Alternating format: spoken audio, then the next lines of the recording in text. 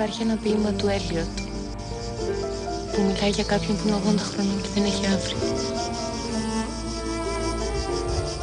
Αισθάνεστε ποτέ 80 χρονών?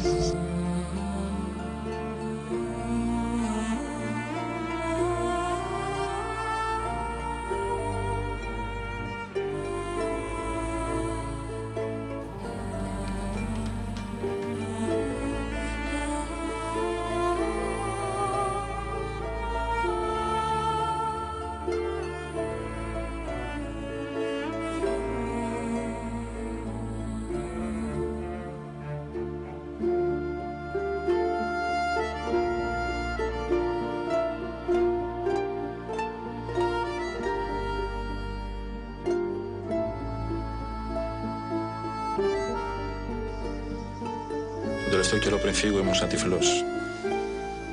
Πάλευα με τους δαίμονες που έχω μέσα μου.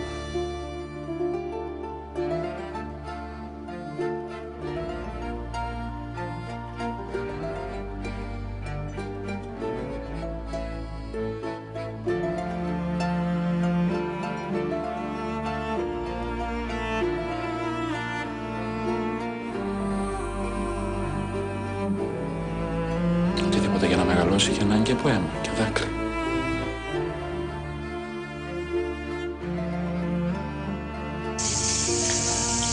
Στο είχα πει και εκείνο το βράδυ στο μαλάξο μου. Δεν το σκέφτεται κανείς όταν πέφτει στη θάλασσα. Τουλάχιστον δεν πρέπει να το σκέφτεται. Για να δημιουργήσεις πρέπει να εκτεθείς.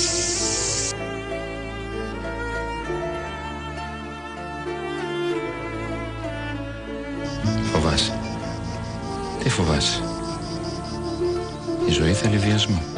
Έρχεται κάποια στιγμή που η μεγαλειότητά μας, ο εαυτός μας, είναι ανάγκη να περάσει στην αίθουσα του θρόνου με τους δύο αυλικούς του, το νου και την καρδιά, για να αποφασίσει επάνω στο καταστατικό χάρτη της ζωής του, για το μέλλον του δηλαδή.